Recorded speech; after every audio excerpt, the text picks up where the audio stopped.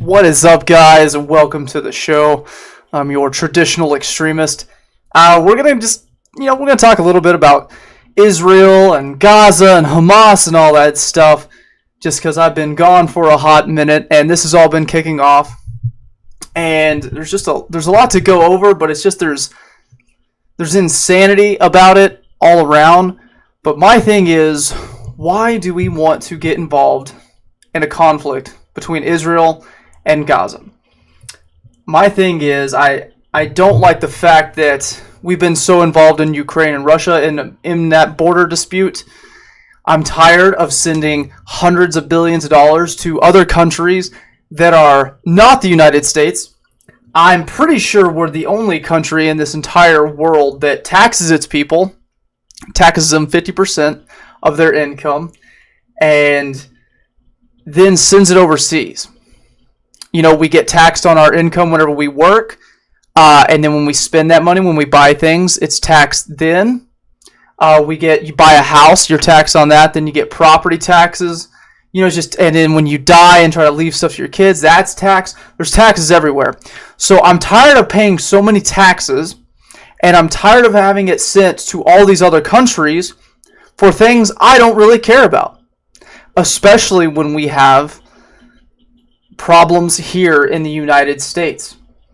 You know, I mean, there's Flint, Michigan, with the lead in the pipes. We have a homelessness problem, which I know throwing money at it doesn't simply solve that, but I would much rather try to spend money to solve that problem than, sending it somewhere else, sending it to gender studies in Pakistan, sending it to Ukraine so they can do their thing, or funnel money back to certain politicians in this country. I don't like that. I want me and you to keep more of our own money. I think that's reasonable. But we have this really weird situation with Israel and Gaza. Gaza invaded. They literally did terrorist activities. They captured entire families. They targeted women and children. They targeted a music festival. Generally, if you want to call something a military operation, they're targeting militants. They're targeting military. Hamas did not do that. They targeted civilians. They targeted homes. They went and they kidnapped children, women. They are using them as human shields. They are putting them up as hostages. And that's Americans in there too. We have many different countries, but there's Americans that have been captured.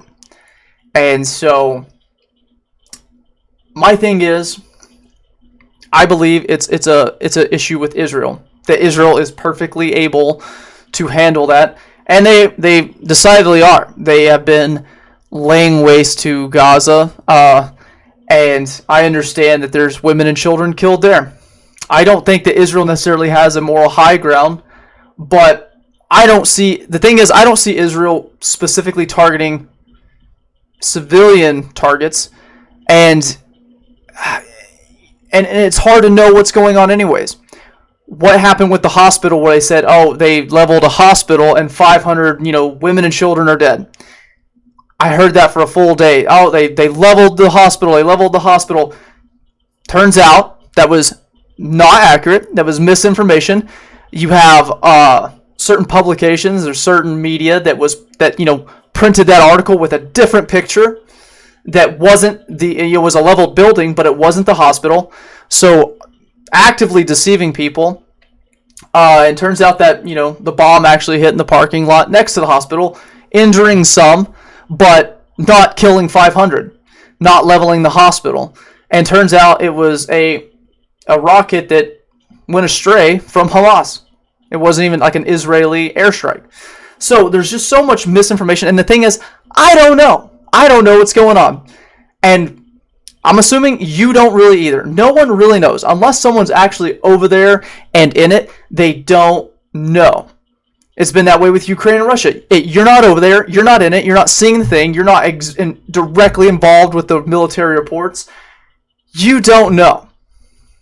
And there's so much lies and deceit that's being pushed out there, and people act like that they know for sure and we're 100% justified in going and doing this action, And we need to go to war. We need there's people saying we need to go to war and defend Israel.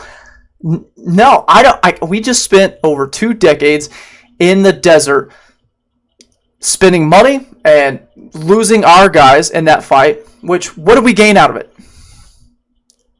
Tell me what we won out of that conflict, out of that war that we were at, that we had never declared war. I hope everyone understands that we have not officially declared war since World War II. And according to the Constitution, the only one that can take us to war or get us involved in war is an act of Congress. But as you can see, the federal government has ways of skirting around the rules that are supposed to restrain them. But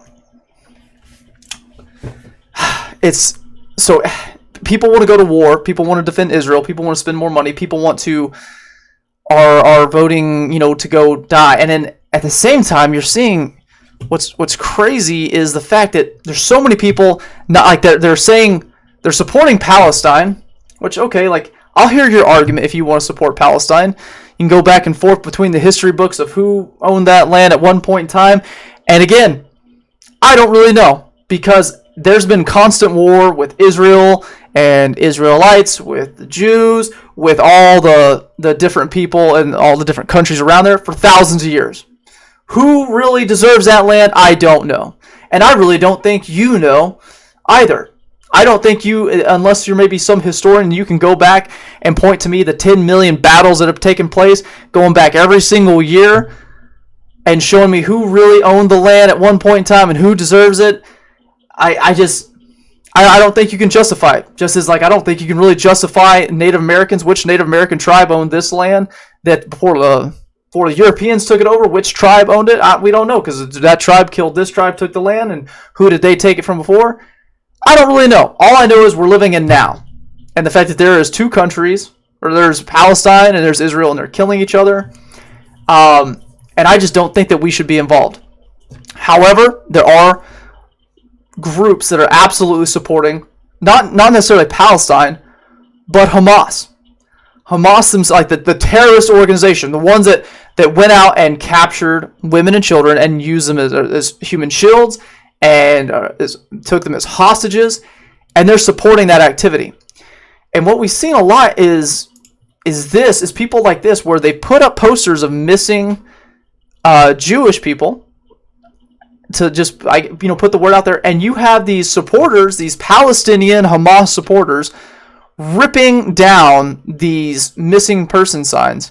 And my question is, why? What purpose does it serve? That someone has a family member or someone they know that was taken hostage by a terrorist organization, and these people support that. These people support the terrorist group of taking innocent civilian people and either killing them, torturing them, or holding them hostage. Yes, they are real. Yes, they are real. These people were kidnapped. They're being held hostage by Hamas. Do you know where they are? Why are you recording me? Because you people are taking down pictures of kidnapped people. Stop taking down the posters. Get away. Oh, God. Get away from these posters. Stop taking down posters of hostages. And my point is why? And it's one of those things that tells me there's absolutely just objective evil in this world. That for no reason, there's no reason at all to tear down posters of a missing person unless you absolutely just want death and destruction and you want suffering. To me, that's what these people want. And if you support Hamas, if you support a terrorist organization, if you support what happened there, I believe you're objectively evil. And you want hurt, and you want war, and you want suffering. And it's just, I don't get it. I don't understand. And then there are huge protests happening in New York and other big cities. And it's amazing how many terrorist supporters there are in this country. Not to mention the fact that there's reports of many people involved in terrorist organizations that are coming through our southern border that is wide open. I know in Texas they put up barbed wire, and the federal government, the border patrol agents, they're run by the federal, they're federal agents. They came in with a bulldozer and lifted up the fence so illegal immigrants could come in underneath and walk in. So any attempts from the states that are to try to slow this down are being hindered by the federal government. The federal government is actively involved in the destruction of our own country and bringing in non-citizens to flood and drain our resources. And there are people it's amazing because there's some Democrats that are finally starting to feel the ramifications of this. They're starting to deal with the consequences because so many illegal immigrants have been bussed up to Chicago and New York, and a lot of Democrat voters are not happy with that. So remember that come 2024 when it's time to vote. But I have another funny video I want to show you because this cracked me up. I made a video about this on TikTok, but this guy. Okay, so 5 years of rent-free living, free food, and no responsibilities versus being immediately obliterated by an AK-47 the moment I set foot on that battlefield.